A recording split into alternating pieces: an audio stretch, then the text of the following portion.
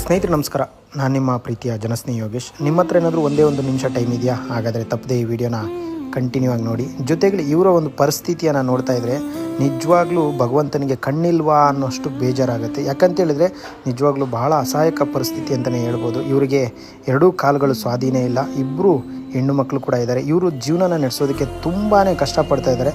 ಆದರೆ ನಮ್ಮ ಕೈಲಿ ಅವರ ಜೀವನವನ್ನು ಸರಿಪಡಿಸೋದಕ್ಕಂತೂ ಸಾಧ್ಯ ಇಲ್ಲ. ಆದರೆ ನನ್ನ ಕೈಲಾದಂಥ ಅಥವಾ ನಮ್ಮ ಕೈಲಾದಂಥ ಸೇವೆಯನ್ನು ಸಲ್ಲಿಸುವಂಥ ಪ್ರಯತ್ನ ಪ್ರತಿ ತಿಂಗಳು ಇವರ ಒಂದು ಕುಟುಂಬಕ್ಕೆ ನಮ್ಮ ಕೈಲಾದಷ್ಟು ದಿನಸಿ ಸಾಮಗ್ರಿಗಳನ್ನು ಜನಸ್ನೇಹಿ ತಂಡದ ಪರವಾಗಿ ಕಳಿಸ್ಕೊಡ್ತಾ ಇದ್ದೀವಿ. ನಿಮಗೂ ಕೂಡ ಈ ರೀತಿ ಪುಣ್ಯದ ಕೆಲಸ ಮಾಡಬೇಕು ಅಂತ ಹೇಳಿದ್ರೆ ಖಂಡಿತ ಇಂಥ ವ್ಯಕ್ತಿಗಳಿಗೆ ಸಹಾಯ ಮಾಡಿ. ನಿಜವಾಗ್ಲೂ ಯಾವುದೋ ಪುಣ್ಯಕ್ಷೇತ್ರಕ್ಕೆ ಹೋಗಿ 1000 ರೂಪಾಯಿ ಹಾಕಿ ಬರೋದ್ರಿಂದ ಪುಣ್ಯ ಲಭಿಸುತ್ತೆ ಅಂದರೆ ಅದು ಸುಳ್ಳು. ಇಂಥ ವ್ಯಕ್ತಿಗಳಿಗೆ ಒಂದು ತುತ್ತು ಅನ್ನ ಕೊಟ್ಟಾಗ ಭಗವಂತನ ಆಶೀರ್ವಾದ ಸದಾ ನಿಮಗೆ ಸಿಗುತ್ತೆ ಅಂತ ನಾನು ಹೇಳೋಕ್ಕೆ ಇಷ್ಟಪಡ್ತೀನಿ.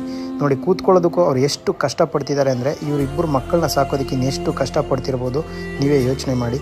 ಆದರೆ ನಮ್ಮ ಕೈಲಾದಂಥ ಸೇವೆಯನ್ನು ನಿಸ್ವಾರ್ಥವಾಗಿ ನಮ್ಮ ಕೈಲಾದಷ್ಟು ಮಟ್ಟಿಗೆ ನಾವು ಮಾಡ್ತಾಯಿದ್ದೀವಿ. ಯಾರೂ ಇಲ್ದವ್ರಿಗೆ ನಾವಿದ್ದೀವಿ ಅನ್ನೋ ಒಂದು ಭರವಸೆ ಮೂಡಿಸುವಂಥ ಒಂದು ಸಣ್ಣ ಪ್ರಯತ್ನ.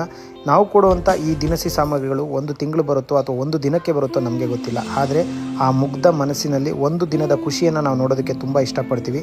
ಹಾಗೆ ಪ್ರತಿಯೊಬ್ಬರಿಗೂ ಕೂಡ ಈ ವಿಡಿಯೋ ಇಷ್ಟ ಆಗುತ್ತೆ ಅಂತ ಕೂಡ ಭಾವಿಸ್ತೀನಿ. ನಿಮಗೂ ಕೂಡ ಇಷ್ಟ ಆಗಿದ್ದರೆ ತಪ್ಪದೆ ಈ ವಿಡಿಯೋನ ಪ್ರತಿಯೊಬ್ಬರು ಶೇರ್ ಮಾಡಿ. ಇದು ಪ್ರಚಾರಕ್ಕಾಗಿ ಅಲ್ಲ, ಪ್ರಚೋದನೆಗಾಗಿ.